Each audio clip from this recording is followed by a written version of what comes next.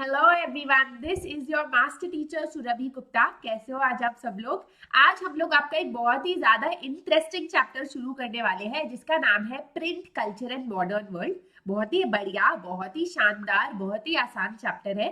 Make sure कि आप video and तक देखो क्योंकि हम लोग वीडियो को जो शुरू का पार्ट ऑफ द चैप्टर है उसको ठीक से समझेंगे। एंड में मैं आपको होमवर्क क्वेश्चंस भी दूंगी और वी क्विज भी दूंगी, ठीक है? So make sure that you are there till the end of the video. इस चैप्टर में जो हम पढ़ने वाले हैं वो आपका एक तरीके से दिमाग खोलेगा कि किन किन चीजों की कहानियां होती है और किस किस तरीके से छोटी सी छोटी चीज जो आज हम फॉर ग्रांटेड लेते हैं, जैसे प्रिंट हो गया, न्यूज़पेपर हो गया, टेक्नोलॉजी हो गया, बुक्स हो गए, उन्होंने किस तरीके से आज हमारे कल्चर और मॉडर्न वर्ल्ड को प्रभावित किया है और बनाया है ना? तो ये हम पढ़ने वाले हैं। You know me, I am your social studies educator Surabhi Gupta. मैंने अपना बैचलर्स किया है लेडी श्री राम कॉलेज से, मास्टर्स किया है फ्रॉम जवाहरलाल नेहरू यूनिवर्सिटी।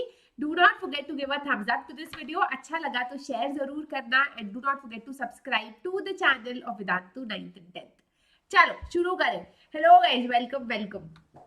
चलो, thought of the day: when you talk you are only repeating what you already know, but if you listen you may learn something new, है ना? तो जब हम लोग सुनेंगे तभी तो हम कुछ नया सीखेंगे। बोलते रहेंगे तो बस हम वही बोलेंगे जो हमें आता है। इस थॉट से let us listen to the new session guys. But before that, अगर आपको याद है कि लास्ट टाइम हमने केस बेस्ड क्वेश्चंस किए थे पिछले सेशन में और हमने नेशनलिज्म इन यूरोप के जो चैप्टर है उसके क्वेश्चंस लिए थे। तो उसके होमवर्क सुपरस्टार्स है Abhishek Panda, gaming with Aryan, it's me Khushi, Habibi, Riya, Sanjeev and Rikhil. अगर आप चाहते हो कि आपका नाम भी यहाँ पर आए होमवर्क सुपरस्टार्स में, do not forget to put in the homework answers in the comment section below, ठीक है? मैं सारे कमेंट्स पढ़ती हूँ। चलो, let us begin. Print culture and the modern world, है ना? तो नॉर्मली हम लोग, जैसे मैंने बोला कि प्रिंट कितना फॉर ग्रांटेड लेने लगे हम आजकल, है ना? From the beginning of our life, जब हम छोटे बच्चे होते हैं तब से हम लोग स्टोरी बुक्स पढ़ते आए हैं, न्यूज़पेपर्स पढ़ रहे हैं आजकल। एवरीवेयर वी गो, शॉप्स के ऊपर प्रिंट है। लाइफ विदाउट प्रिंट हम सोच भी नहीं पाते, है ना? We can not imagine a life without print. तो print itself has a history that has shaped the contemporary world. The type of world that we live in, जिस दुनिया में हम आज रह रहे हैं उस दुनिया को शेप किया है एक मतलब प्रिंट ने बहुत बड़ा एक रोल प्ले किया है इन शेपिंग आज की दुनिया, है ना? तो what is the history of print? When did print literature begin to circulate? ये शुरू कब हुआ प्रिंट का सिलसिला? And how has it helped the modern world? Right, हम ये सब पढ़ने वाले। तो चलो शुरू करते हैं। तो guys, the earliest kind of print technology was that of the system of hand printing. Hand printing पहले डेवलप हुआ था चाइना, जापान और कोरिया में। फ्रॉम AD 594 ऑनवर्ड्स जो बुक्स इन चाइना होती थी वो रबिंग पेपर के थ्रू प्रिंट की जाती थी against the ink surface of wood block. तो इसको वुड ब्लॉक प्रिंटिंग भी बोलते थे। तो क्या होता था कि जो आपका एक ब्लॉक है, वुड का जो ब्लॉक है, उसके ऊपर जैसे आपने लिखा ABC, इसको एनग्रेव कर दिया जाता था इस वुड ब्लॉक पे। फिर उसको पेंट कर दिया जाता था उन अल्फाबेट्स को, ABC को, और फिर उसके ऊपर पेपर लगाया जाता था तो उस पर छप जाएगा, है ना? लाइक अगर आप ऐसे वुड ब्लॉक पे ऐसे डार्क एनग्रेव करो फिर पेपर चिपका दो उस पे तो उस पे छप जाएगा। समथिंग लाइक जो हम जेरोक्स कॉपी टाइप में ऐसे नहीं करते, या फिर कॉइन शेडिंग करते हैं, है ना? समथिंग लाइक दैट, ठीक है? तो था वो वुड ब्लॉक प्रिंटिंग। अब प्रॉब्लम क्या थी कि वुड ब्लॉक प्रिंटिंग के टाइम जो पेपर था जो यूज किया जाता था, it was not a very good quality. वो पोरस था, मतलब एक शीट पे जो आप लिखोगे, कभी कभी होता है ना गंदा क्वालिटी पेपर होता है, तो अगर आप इंक पेन से पेपर पे लिख रहे हो तो पेपर के पीछे उसकी छाप आ जाती है। तो यहाँ पर भी यही था कि जब हम पेपर पे लिखते थे तो वो इतनी पोरस होती थी कि पीछे जो है उसकी छाप आ जाती थी, तो पेपर के दोनों साइड नहीं लिख सकते थे। तो इस तरीके से बुक्स को इस तरीके से एकॉर्डियन, जैसे एकॉर्डियन जो होता है आपका, उसकी तरीके से फोल्ड और स्टिच किया जाता था, ठीक है? इनको एकॉर्डियन बुक्स भी बोलते थे। Superbly skilled craftsmen could duplicate with remarkable accuracy the beauty of calligraphy. एक बार ये प्रिंट हो जाए, है ना। एक बार इसको रबर आपका ये क्या कहते हैं उसको वुड ब्लॉक प्रिंटिंग से इसको प्रिंट कर दिया जाता था। फिर जो कॉपी राइटर्स होते थे वो इन बुक्स को कॉपी करते थे, ब्यूटीफुल अपनी कैलीग्राफी में, राइटिंग में, राइट। नाउ शुरू में जब चाइना में ये टेक्नोलॉजी यूज हुई तो it was the imperial state of China जो मेजर प्रोड्यूसर था of printed material. Imperial state मतलब वहां तब राजा वाजा थे तो उसको इंपीरियल स्टेट बोला जाता है। तो जो इंपीरियल स्टेट ऑफ चाइना थे, जो गवर्नमेंट थी वहां की, जो राजा वगैरह थे, वो ही जो थे वो सबसे बड़े प्रोड्यूसर थे प्रिंटेड मटेरियल के। क्यों? दो रीजन है, क्वेश्चन आ सकता है एग्जाम में। इसके दो रीजन है। वन, चाइना में एक बहुत बड़ी ब्यूरोक्रेटिक सिस्टम था। ब्यूरोक्रेटिक सिस्टम मतलब नौकरशाही सिस्टम, जहां पर जैसे आजकल हमारे सारे ऑफिसर्स होते हैं, सारे मिनिस्टर्स के अंदर जो भी ब्यूरोक्रेसी में लोग होते हैं, राइट, जो ऑफिसर्स होते हैं, वो रिक्रूट किए जाते थे थ्रू सिविल सर्विसेज एग्जामिनेशन। जैसे आजकल होता है सिविल सर्विसेज एग्जामिनेशन, है ना। अब सिविल सर्विसेज एग्जामिनेशन में सिलेबस होता है, टेक्स्ट बुक्स होती है। तो जो टेक्स्ट बुक्स होती थी, जो बच्चों को पढ़नी पड़ती थी सिविल सर्विसेज एग्जाम देने के लिए, वो जो टेक्स्ट बुक्स थी वो इंपीरियल स्टेट स्पॉन्सर करती थी। इंपीरियल स्टेट जो है बच्चों को देती थी, एंड दैट इज वाई जो इंपीरियल स्टेट था वो पेपर का सबसे ज्यादा यूज करता था। ठीक है। नाउ 16th सेंचुरी से हम देखते हैं कि नंबर ऑफ एग्जामिनेशन कैंडिडेट्स वो बढ़ने लगे, इसीलिए ज्यादा से ज्यादा बुक्स भी प्रिंट होने लगी, राइट। नाउ हम देखते हैं कि इवेंचुअली प्रिंट का ज्यादा से ज्यादा इसलिए भी यूज होने लगा क्योंकि अर्बन कल्चर में एक चेंज आने लगा। बाय द 17th सेंचुरी सिर्फ इंपीरियल स्टेट ही नहीं, सिर्फ वही बच्चे नहीं जो सिविल सर्विसेज एग्जाम दे रहे हैं, बल्कि जो मर्चेंट्स है वो भी अपने एवरीडे लाइफ में, एवरीडे जैसे ट्रेड में प्रिंट को यूज करने लगे। जैसे लिखने में कि मैंने इतना सामान बेचा, इतना मुझे प्रॉफिट हुआ, वगैरह वगैरह। रीडिंग जो है लेजर एक्टिविटी बनने लगी। बहुत लोग जो है जैसे टाइम पास करने के लिए पढ़ने लगे, जो मुझे पता है आप लोगों को बहुत चक्का कर देगा कि यार मैम ये कैसे टाइम पास करने के लिए कोई पढ़ता भी है।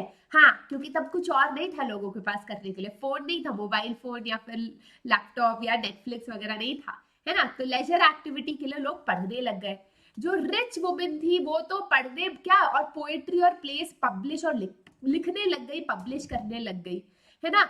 वाइव्स ऑफ स्कॉलर ऑफिशियल्स, जो स्कॉलर ऑफिशियल्स थे, जो काफी well known well read officials थे, वो अपने जो उनकी जो बीवियां हैं वो भी अपना जो पोएम से अपना वर्क है उसे पब्लिश करने लग गई। कोर्टिजान्स थे जो राजाओं के पैलेस में रहती थी, you would help the king, वो भी अपनी लाइफ के बारे में लिखने लग गई। So print became quite popular, है ना। Now this new reading culture was accompanied by new technology. तो धीरे धीरे क्या हुआ, चाइना से ये जो पेपर है, ये जो आपका प्रिंट ये वुड ब्लॉक प्रिंटिंग का जो पूरी टेक्नोलॉजी है ये गई यूरोप में, एंड वेस्ट में क्या हुआ कि हम आगे भी और डिटेल में पढ़ेंगे कि वहां की जो मैकेनिकल प्रेसेस थी जो लेट 19th सेंचुरी में आई वो चाइना में आने लगी। ठीक है। तो Shanghai became the hub of the new print culture, catering to western style school shift from hand to mechanical printing। तो ये जो हैंड प्रिंटिंग से mechanical printing, machine made printing जो हुआ वो शांघाई में सबसे पहले शुरू हुआ। ठीक है। अब ये जो प्रिंट है चाइना से यूरोप पहुंची कैसे, उससे पहले हमें पढ़ना पड़ेगा कि जापान में प्रिंट कैसे आया। तो जापान में प्रिंट आया चाइना से, and it was introduced by Buddhist missionaries. ये जो बुद्धिस्ट मिशनरीज है ना, एक्चुअली मुझे लगता है कि काफी फैलावा करते थे पहले के जमाने में। लाइक फॉर एग्जांपल बुद्धिज्म पहले ले गए इंडिया से इतने सारे देशों में, यहाँ की जो हमारा लिटरेचर है वो इतने जगह ले गए, फिर प्रिंट में इधर उधर ले गए, है ना। तो बुद्धिस्ट मिशनरीज काफी घूमते थे उस टाइम पे। तो from around AD 768 to 770 Buddhist monasteries China से जापान प्रिंट ले गए। Buddhist diamond Sutra is the oldest Japanese book printed in 868 AD. So it is the world's oldest surviving printed book, है ना। It contains 6 sheets of text and woodcut illustrations. 6 पन्नों का ये किताब है, जो आई नो आज आपको लगेगा क्या ही है 6 पन्ने, बट उस टाइम के लिए इट्स बिग, कभी किसी ने देखा ही नहीं था। एंड woodcut illustrations है यहाँ पर। Pictures were printed on textiles, playing cards and paper money. धीरे धीरे जो पिक्चर्स है वो प्रिंट होने लगे ऑन टेक्सटाइल्स, ऑन कपड़े, playing cards, paper money. Poets जो है वो काफी ज्यादा रेगुलरली पब्लिश होने लगे, बुक्स जो है चीप और अबंडेंट होने लगी। तो पेपर तो था ही अवेलेबल, बट प्रिंट के वजह से और ज्यादा लोग पढ़ने लिखने लग गए, right. Late 18th century onwards, printing of visual material led to new interesting printing practices. अच्छा, जब विजुअल मटेरियल मतलब ड्राइंग्स, पेंटिंग्स, है ना, जब इन सब का प्रिंट होने लगा तो अलग अलग टाइप की पेंटिंग्स आने लगी। फॉर एग्जाम्पल एक बहुत फेमस एक तरीका है पेंटिंग का which flourished in the urban centres at Edo, जिसको आज टोक्यो बोलते हैं। यहाँ पर जो एलिगेंट अर्बन कल्चर है, जो सिटी में चीजें होती थी उसको दिखाया जाता था। फॉर एग्जाम्पल यहाँ दिखाया जा रहा है कि टी हाउस गैदरिंग है, लोग जो है बैठ के चाय पी रहे हैं, या अर्बन कल्चर है, औरतें जो है वो आपस में बातें कर रही है, गॉसिप कर रही है। तो ये सब दिखाया जाने लगा। तो आपको दिख ही रहा है कि यार tea house is being served matcha tea, जो आजकल लोग हेल्थ के लिए पीते हैं, वो दिया जा रहा है, कैसे उसको बनाया जा रहा है, वगैरह वगैरह। Libraries and bookstores were packed with hand-printed material of various types. Books on women, musical instruments, calculations, tea ceremony, flower arrangements, proper etiquette, इन सब के बारे में काफी सारी किताबें लिखी, कुकिंग, इन सब चीजों के बारे में काफी सारी किताबें लिखी जाने लगी। अच्छा, एक और तरीके की पेंटिंग उस टाइम, पेंटिंग क्या, printed paint, not hand painted, printed जो है विजुअल आर्ट जिसको बोलते हैं, वो काफी इंपॉर्टेंट हो गया। And that was one of the biggest contribution is done by Kitagawa Utamaro, who was born in Edo, Tokyo, 1753. उन्होंने एक आर्ट फॉर्म में काफी कंट्रीब्यूट किया जिसको हम बोलते हैं उकियो। उकियो मतलब pictures of the floating world, जहां पर ऑर्डिनरी लोगों की जिंदगी की एक डिपिक्शन की जाती है, राइट। सो फॉर एग्जाम्पल, मैं अपने आप को स्क्रीन से हटा देती हूँ। For example, it is a morning scene, ये उकियो प्रिंट है, जहां पर आपको दिख रहा है कि जो औरतें हैं वो टी बना रही है, कुछ औरतें बर्तन, आई थिंक कपड़े वपड़े सुखा रही है, डोमेस्टिक वर्क कर रही है। एक आदमी जो है चाय पीते हुए बाहर की दुनिया को देख रहा है, obviously he has the best life, am I right. तो ये उकियो प्रिंट है ना, that talked about your everyday life, कि लोग जो है हर दिन की जिंदगी को कैसे जी रहे हैं, right? So these prints traveled to contemporary US, Europe and influenced artists like Manet, Monet and Van Gogh. So I don't know if you guys know these artists, but these are, अगर इनकी एक painting खरीदने जाओ ना, millions of dollars की आती है। तो ये जो बहुत ही फेमस आर्टिस्ट है, ये लोग भी काफी उकियो जो है, उकियो स्टाइल ऑफ पेंटिंग से काफी इंस्पायर हुए, right. Publishers like Tsutaya Juzaburo identified subjects and commissioned artists who drew the theme in outline. तो काफी सारे आर्टिस्ट को जापान के कमीशन भी किया गया, जैसे एडवांस पेमेंट भी दिया गया कि इस तरीके से ड्राइंग बनाओ, इस तरीके से आर्ट बनाओ, राइट। तो गाइस ये वुड ब्लॉक प्रिंटिंग का है, जैसे आपको दिख रहा है कि एक वुडन ब्लॉक है, उसमें बटरफ्लाई है, and you kind of put your ink there, और फिर उसके ऊपर आप पेपर लगाते हो और वैसे ही प्रिंट होके पेपर पे आ जाता है, right? Now, print comes to Europe. 11th century onwards, जो सिल्क रूट है जहां से काफी ट्रेड होता था from China to the European countries, उसी सिल्क रूट से प्रिंट भी यूरोप पहुंचा। Paper made possible the production of manuscripts carefully written by scribes. तो स्क्राइब्स कौन है? स्क्राइब्स है copy writers. For example, wood block printing से आपने एक, let's say Surabhi Gupta ma'am ने बहुत अच्छी पोएट्री लिखी है, तो उस पोएट्री की 2-3 कॉपीज वुड ब्लॉक प्रिंटिंग से आ गई, पर बाकी जो कॉपीज है वो स्क्राइब्स लिखते थे, है ना, वो होने लगा था। After many years of exploring China, जो मार्को पोलो थे, इन 1295 ही रीच्ड इटली। काफी सालों में चाइना में बिताने के बाद वो इटली पहुंचे और वो अपने साथ ये वुड ब्लॉक प्रिंटिंग की नॉलेज ले आए। इटालियंस जो है वो काफी फैसिनेट हो गए कि भैया ऐसे भी हम किताबें पढ़ सकते हैं और प्रिंट कर सकते हैं, तो they began producing books with would block and soon ये जो है टेक्नोलॉजी, यूरोप में तो कुछ किसी के पेट में रहता नहीं है, आपको पता ही है, तो ये टेक्नोलॉजी जो है फैल गई ऑल अक्रॉस यूरोप। तो जो लग्जरी एडिशंस थे, they were handwritten on very expensive vellum. अच्छा, ये पार्ट इंपॉर्टेंट है, जस्ट बिकॉज ये वाली जो प्रिंट्स है ये यूरोप में फैलने लगी, डजंट मीन सब लोगों ने कहा कि हाँ भाई बहुत बढ़िया है एंड दे एक्सेप्टेड इट। अभी भी जो है एक डिफरेंशिएशन रहता था कि जो एक लग्जरी एडिशन होता था जो सिर्फ वेल्दी लोग यूज करते थे, वो अभी भी हैंड रिटन यूज करते थे, because it was considered hand written जो है थोड़ा एक्सक्लूसिव है, थोड़ा और जो प्रिंटेड मटेरियल है दैट इज चीप वल्गैरिटी। मतलब चीप वल्गैरिटी मतलब ऐसे ही है जैसे बेकार की चीजें जो पुअर लोग यूज करते हैं। तो जो लग्जरी एडिशंस है they were written on vellum, जो स्किन ऑफ एनिमल होता था, that was for aristocratic people, rich monastic libraries. But जो मर्चेंट्स और स्टूडेंट्स थे जो पुअर होते थे, they used to buy cheaper printed copies. ठीक है।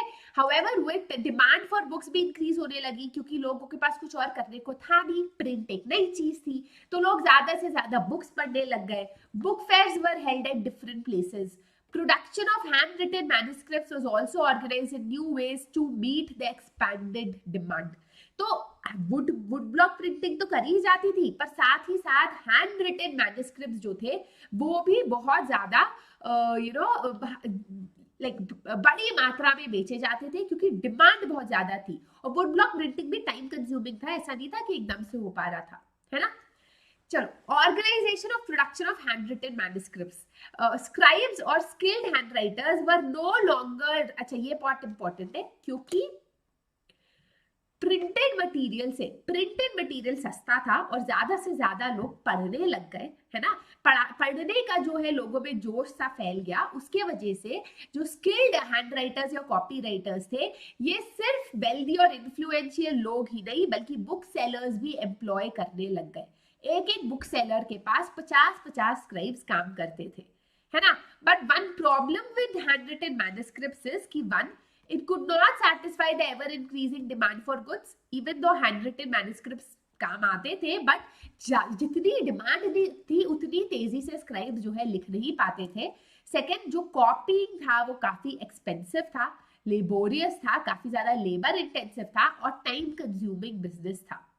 थर्ड, जो मैन्युस्क्रिप्ट्स हुए वो काफी फ्रेजाइल थे, मुश्किल था, awkward to handle and to be carried around, जिसके वजह से इवन दो हैंड रिटन जो आपका मटेरियल वो इतने सालों से चलता रहा, उसकी पॉपुलैरिटी थोड़ी कम होने लगी और wood block printing gradually became more and more popular. Question आ सकता है, how did wood block printing become more and more popular, या what was the limitation of hand written manuscripts. तो आप बोल सकते हो कि यार हाँ, हैंड रिटन जो मैन्युस्क्रिप्ट्स थे वो काफी मुश्किल था, एक्सपेंसिव था, लेबोरियस था, इधर उधर उनको कैरी करने में बहुत मुश्किल होती थी, right. Now there was clearly a need for quicker and cheaper reproduction of texts, right? और human beings की सबसे खास बात ये है कि if there is a need then we will invent something. Invention, need is the mother of invention, है ना, यही बोलते हैं, right? तो the breakthrough occurred at Strasbourg, Germany, जहाँ पर जोहानस ग्यूटेनबर्ग थे जिन्होंने अपनी प्रिंटिंग प्रेस बनाई 1430s में, and the first thing that he printed was the Bible, right? चलो, अब ग्यूटेनबर्ग के बारे में थोड़ा जानते हैं कि ग्यूटेनबर्ग जैसे बड़े हुए उसी से उन्होंने इंस्पिरेशन ली कि प्रिंटिंग प्रेस कैसे बनानी है। He was the son of a merchant और काफी बड़े एग्रीकल्चरल एस्टेट में बड़े हुए, और वो एस्टेट जो है ना वहां पर वाइन बनती थी, ऑलिव प्रेसेस होते थे, ऑलिव को प्रेस किया जाता था, वाइन प्रेस होती थी। तो उसी को देखते देखते उन्होंने लर्न किया the art of polishing stone, वो मास्टर गोल्डस्मिथ बन गए। He also acquired the expertise to create lead bowls used for making trinkets. तो ऐसे lead bowls होते थे जिससे trinkets मतलब ज्वेलरी, छोटी छोटी ज्वेलरी बनती थी, है ना। तो trinkets हो गए जिससे mold, मतलब फॉर एग्जाम्पल मैंने ऐसे mold बना दिया, तो इस mold में मैं वैक्स डाल के हार्ट शेप्ड वैक्स मुझे मिलते रहेंगे, है ना। तो ये mold होता है जिसमें आप शेप बना देते हो, right? The olive press provided the model for the printing press. तो जो ऑलिव प्रेस उनके फार्म में यूज होती थी, उससे उन्होंने अपने प्रिंटिंग प्रेस का मॉडल बनाया, और जो मोल्ड्स था जो अपने ज्वेलरी के लिए बनाते थे, वही मोल्ड उन्होंने अल्फाबेट्स को बनाने में यूज किया, ABCD या जो भी अल्फाबेट था, राइट। इन 1448 जो ग्यूटेनबर्ग ने पूरे सिस्टम को परफेक्ट किया and he printed the Bible. About 180 copies were printed and it took 3 years to produce them. By the standards of that time that was fast production. आप कहोगे मैम 180 कॉपीज 3 साल में, क्या मजाक कर रहे हो, बट उस टाइम पे और स्लो प्रोडक्शन होता था, तो this was a pretty fast production, right. अब मैं आपको जल्दी से दिखा देती हूँ स्क्रीन पे कि अगर आप देख रहे हो कि ये ग्यूटेनबर्ग का प्रेस है एंड ये बड़ा सा हैंडल है जिसको एक स्क्रू से अटैच किया गया है, ये पूरा फ्रेम है, ये आपका जो मतलब इससे क्या हो रहा है, ये जो मतलब ये जो पूरा आपका प्लेटर है, यहाँ पर आपका पेपर है, ठीक है, और यहाँ पर आपके जो अल्फाबेट्स है, जो 26 कैरेक्टर्स ऑफ रोमन अल्फाबेट है, वो इस तरीके से करे गए थे, इस तरीके से किया गया था कि सिर्फ वही अल्फाबेट्स पेपर पे आएंगे जिस जो वर्ड आप यूज करना चाहते हो, मतलब A to Z for example सारे लेटर्स दिए गए हैं फ्रेम में, लेकिन you want to write ball तो BALL ही प्रिंट होके आएगा पेपर पे, right? This came to be known as the movable type printing machine and it remained the basic print technology over the next 300 years. Books जो है इसके वजह से काफी जल्दी प्रिंट होने लगी and each print block was prepared by carving a piece of wood by hand. तो ये तो है कि मतलब काफी मतलब it was not this technology completely changed our world, है ना।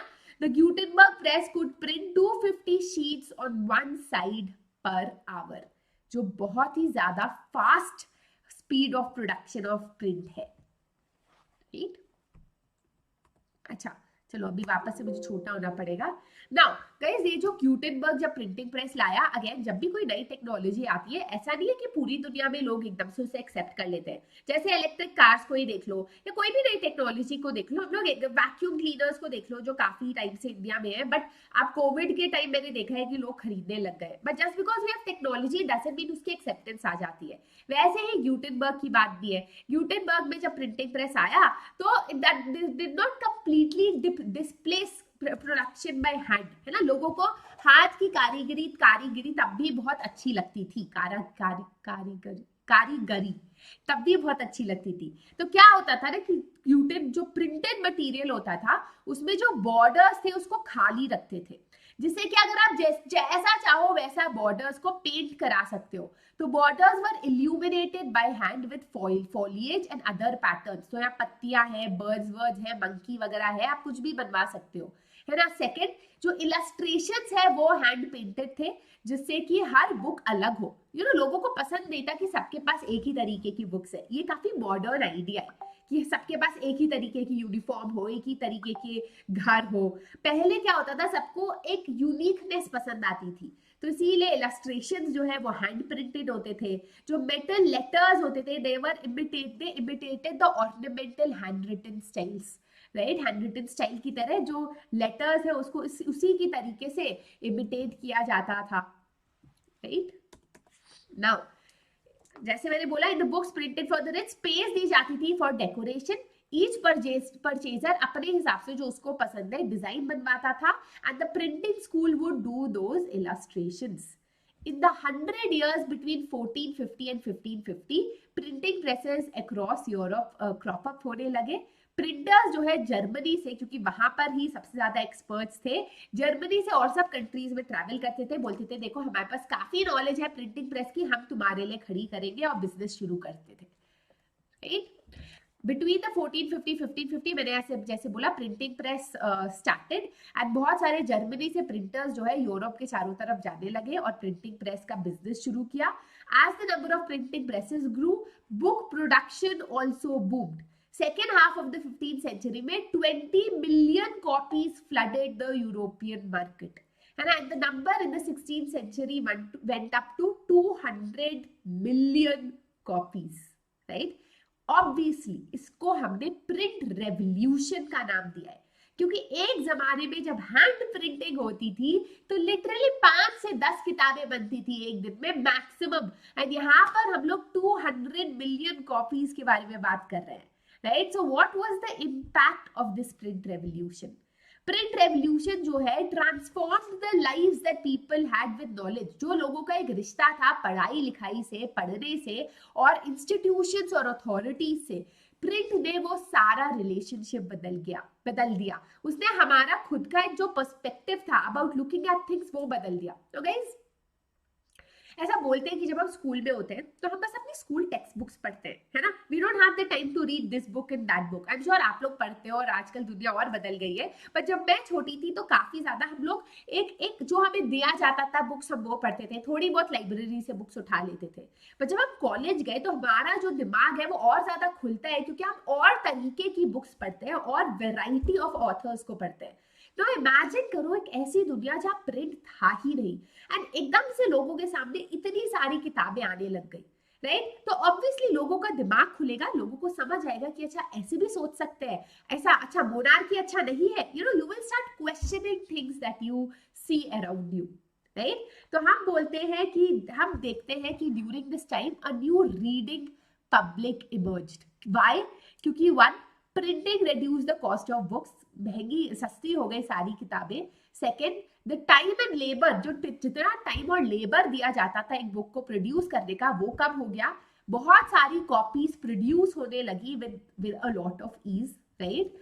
रीडिंग जो है पहले सिर्फ अमीर लोग पढ़ते थे, एरिस्टोक्रेटिक लोग पढ़ते थे, कॉमन लोग, कॉमन पीपल जो है वो सिर्फ ओरल कल्चर पे डिपेंडेंट थे। ओरल कल्चर मतलब जैसे प्लेज हो गए, ओरली जो कहानियां सुनाई जाती थी उस पर डिपेंडेंट थे।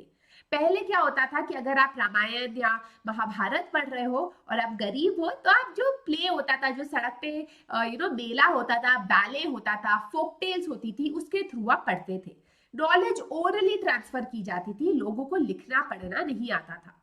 पीपल जो है वो एक साथ स्टोरी पढ़ते थे या कोई परफॉर्मेंस देखते थे, एक ग्रुप एक ग्रुप एक्टिविटी होती थी। ये इसका कोई कॉन्सेप्ट ही नहीं था कि आप अकेले बैठ के कोई किताब पढ़ रहे हो। However, we see कि there's a transformation from a hearing public to a reading public, right? पहले क्या होता था, जैसे मैंने आपको बोला कि लोग जो है हर चीज ओरली एक दूसरे को ट्रांसमिट करते थे। अगर आप रामायण देखने जा रहे हो तो साथ में ग्रुप एक्टिविटी की तरह जा रहे हो। बट अब प्रिंटर्स जो है वही जो स्टोरीज थी जो आप सुनते आ रहे थे उसको बुक में पब्लिश करने लग गए। Even those who did not read could certainly enjoy listening to books being read out. Actually उस टाइम बहुत सारे रीडर्स भी पॉपुलर हो गए थे जो एक जगह से दूसरी जगह बुक्स लेके रीड आउट करते थे to people, right. Such books would be profusely illustrated with pictures so that लोगों को पिक्चर्स भी दिखाई जाए और लोग उसको एंजॉय कर पाए। They were then sung and recited at gatherings in villages and taverns in towns. Taverns मतलब जहाँ पर आपका खाना वाना आपको मिलता है, रेस्टोरेंट टाइप, बियर वियर मिलती है, वो taverns होते थे, ठीक है। नाउ जब ये सब फैलने लगा, ये इस तरीके का प्रिंट काफी ज्यादा फैलने लगा, उसके साथ साथ फियर ऑफ प्रिंट भी उठने लगा। What does that mean, fear of print? क्यों? तो गाइस वाइल प्रिंट से आइडिया सर्क्यूलेट हुए, डिबेट्स होने लगे, डिस्कशंस होने लगे, बट साथ ही साथ काफी सारे ग्रुप्स इमर्ज होने लगे जिन्हें प्रिंट से डर लगने लगा, राइट।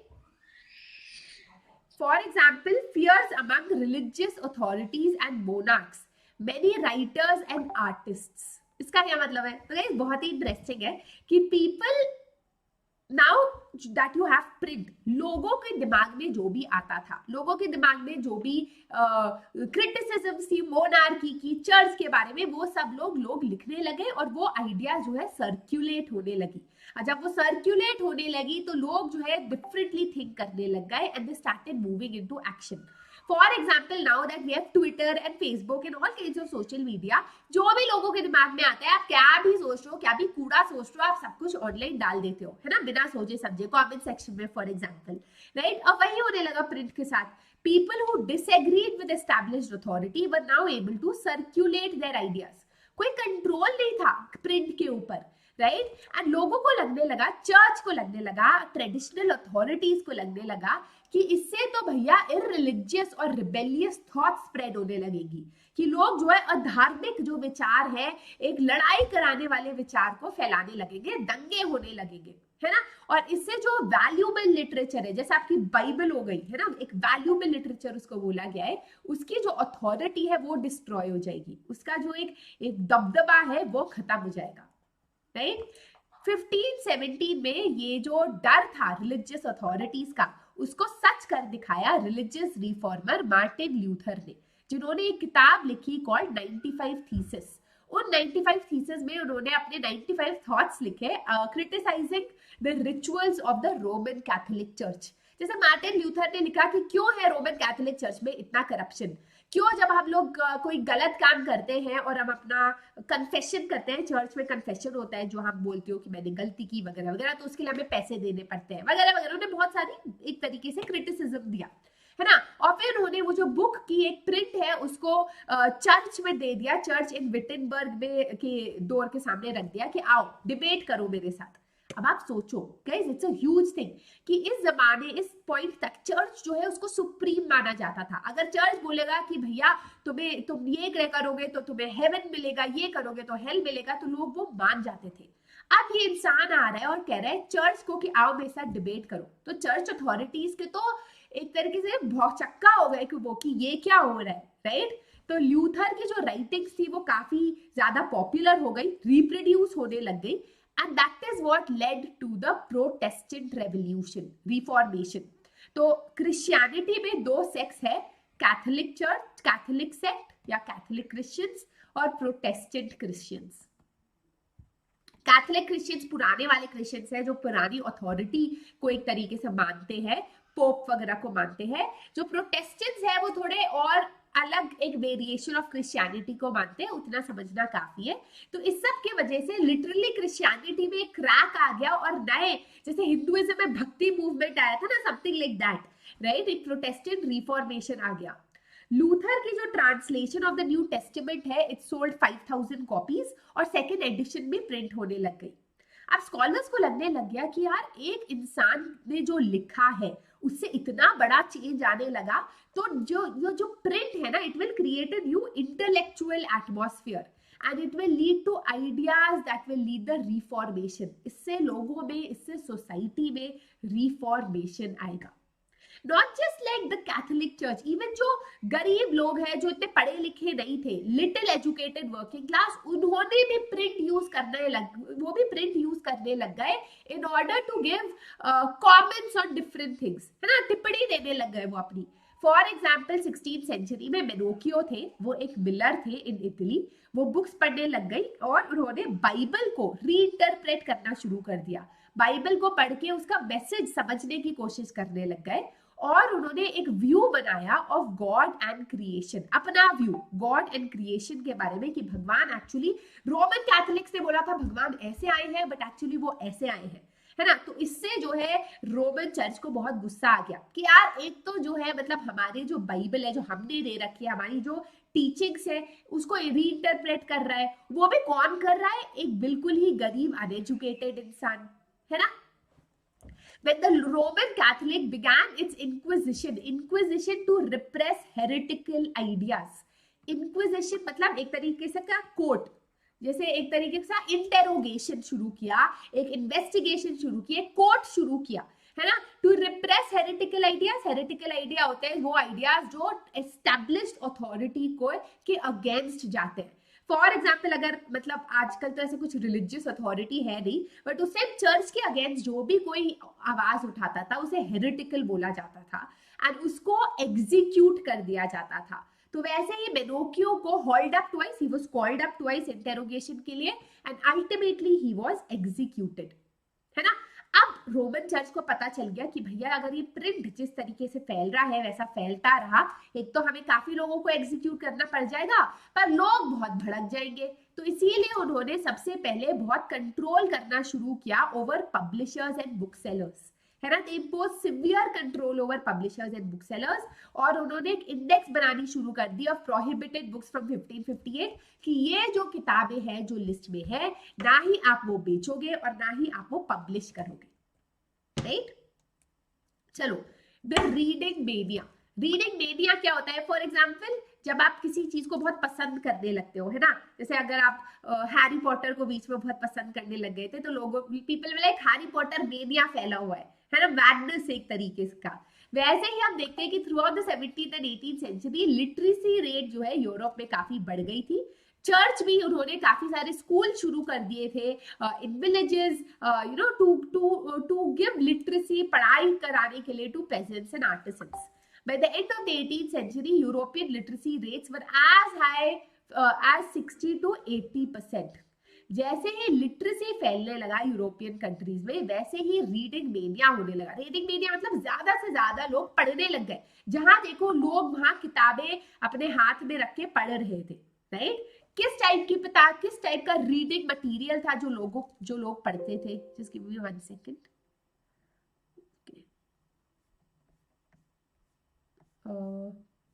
चलो, किस टाइप का रीडिंग मटेरियल था जो लोग पढ़ते थे? People, new forms of popular literature appeared in print targeting new audience, है ना। तो बुक सेलर्स जो है वो अलग अलग टाइप के नए नए रीडिंग मटेरियल आने लग गए। फॉर एग्जाम्पल बुक सेलर्स जो है पेडलर्स जो साइकिल पे जाते थे और छोटी छोटी बुक्स जो है बेचते थे, छोटी छोटी। फॉर एग्जाम्पल एल्मनाक्स और रिचुअल कैलेंडर्स, जैसे हमारी जो हिंदू कैलेंडर होता है जिसमें सारा आपका इंपॉर्टेंट रिलीजियस डेट्स होती थी, वो एल्मनाक है, वो बेचने लग गए। बैलेड्स हो गए, फोक टेल्स हो गए, reading material for entertainment, love stories, ये सब जो बुक्स हो गए ये सब काफी बिकने लग गए। इंग्लैंड में पेनी चैपबुक्स होते थे। पेनी चैपबुक्स वर कैरीड बाय पेटी पेडलर्स नोन एज चैपमैन। तो ये दे वर सोल्ड फॉर अ पेनी। पेनी चैपबुक्स छोटी छोटी बुक्स होती थी, छोटे कम पेजेस के, जो पुअर लोग भी खरीद लेते थे। फ्रांस में आपका था बिलियोथिक ब्लू, जो लो प्राइस छोटी किताबें होती थी। बिलियोथिक ब्लू क्योंकि वो इतनी बेकार क्वालिटी के पेपर पे छपी हुई होती थी, ऑलमोस्ट ब्लू कलर की होती थी, and bound in cheap blue covers, but बहुत सस्ती होती थी। रोमांस वगैरह उसमें होते थे, 5 से 6 पेजेस की होती थी। कुछ जो बुक्स थी उसमें कुछ हिस्ट्रीज भी होती थी, थोड़ा सा इंटेलेक्चुअल काम भी होता था, but they serve different interest, अलग अलग लोगों के अलग अलग इंटरेस्ट को वो सर्व करती थी। The periodical press developed from the 18th century combined information about current affairs with entertainment। तो उस टाइप की जो न्यूज़पेपर्स वगैरह थे वो काफी करंट अफेयर्स और एंटरटेनमेंट को मिक्सअप करने लग गई। न्यूज़पेपर्स एंड जर्नल्स ट्रेड के बारे में बात करते थे, डेवलपमेंट्स के बारे में बात करते थे। इस टाइप हम ये भी देखते हैं कि जो साइंटिस्ट और फिलोसोफर्स थे उनके जो थॉट्स है वो ज्यादा कॉमन हो गए and became more accessible to the common people. Ancient and scientific texts were compiled and published. Maps जो है widely circulate और print होने लग गए। You know, map making का concept और उसका circulation बहुत ज्यादा होने लगा। When scientists like Isaac Newton जो है अपनी discovery करने लग गई, वो भी जो है काफी ज्यादा print होने लग गई। And again guys, इससे पहले क्या होता था, एक जगह जैसे कितने टाइम तक जो प्रिंटिंग है उसकी टेक्नोलॉजी सिर्फ जापान में रही, है ना, उन्होंने उसको गुप्त रखा। But with time, with print, कुछ भी गुप्त नहीं रहा। टेक्नोलॉजी, जो टेक्नोलॉजिकल थॉट्स है, जो साइंटिफिक थॉट्स है, लोग उसे पब्लिश करने लग गए, वो पूरी दुनिया में फैलने लग गए, राइट, एटलीस्ट पूरे यूरोप में। The writings of thinkers like Thomas Paine, Voltaire, Rousseau, ये भी ज्यादातर प्रिंट होने लगा एंड पढ़े जाने लगा, right. Tremble, therefore tyrants of the world. Tremble मतलब कापो, टायरेंट्स ऑफ द वर्ल्ड, जो लोग इस दुनिया को के ऊपर खड़े हुए हो, जो टायरेंट हो, तुम लोग कापो। ये कौन कह रहा है? By the mid 18th century एक लोगों में एक कन्विक्शन हो गई थी, एक बिलीफ आ गई थी कि जो बुक्स है, it is only through books की प्रोग्रेस होगा, लोगों का एनलाइटनमेंट होगा, लोग सुपरस्टिशन में कम बिलीव करेंगे, राइट। लोगों को ये भी लगने लगा था कि बुक्स के थ्रू हम सोसाइटी को फ्री कर सकते हैं from tyranny, from despotism, from monarchy, from superstition, और हम लोग एक ऐसे टाइम में आ सकते हैं जहां पर रीजन होता है, जहां पर तर्क है, जहां इंटेलेक्ट है, राइट।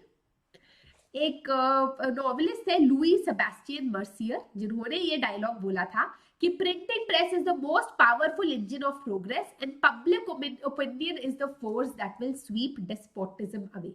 कि प्रिंटिंग प्रेस जो है अभी प्रोग्रेस की सबसे जैसे तलवार जैसी एक मशीन है, और जो ओपिनियन है, पब्लिक ओपिनियन है, वो जो डेस्पोटिज्म है, मोनार्की है, जो एक अथॉरिटी है, उसको आराम से हटा सकती है, पीट सकती है, गिरा सकती है ना। तो मर्सियर ने ही बोला था, tremble therefore tyrants of the world, tremble before the virtual writer, है ना। मतलब गलत नहीं कहेंगे कि इसी टाइम पे शायद वो एक सेइंग सबसे ज्यादा सच होती है, that the pen is mightier than the sword, है ना। तो मर्सियर के काफी सारे नॉवेल्स में भी इस तरीके से ही दिखाया गया कि कैसे आजकल जैसे स्पाइडरमैन हीरो है, तो उनके बुक्स में हीरो होता था जो बहुत सारी बुक्स पढ़ लेता था, एनलाइटेंड हो जाता था और फिर कुछ अच्छा करता था सोसाइटी के लिए, right? So guys, print culture and French Revolution we are going to do in the next session because my time is up. But remember कि जो quiz code है आज के session का, it is right नीचे in the description box. All you need to do is put in the code 227826 and you will be able to do the quiz.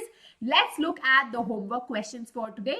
The flourishing town of Edo है, उसको आजकल हम क्या बोलते हैं? Vellum जो है, it was a parchment made from the dash of animals. Who began to maintain an index of prohibition of books from 1858? तीन काफी इजी होमवर्क क्वेश्चंस है, आंसर मुझे नीचे लिखना. अगले सेशन में हम पढ़ेंगे कि कैसे प्रिंट मटेरियल से फ्रेंच रेवोल्यूशन शुरू होने लगे and what happened later in the 19th century. So that is it guys. Do not forget to give a thumbs up to this video, subscribe to the channel and share this video with your friends. This is your master teacher Surabhi signing out. Bye bye.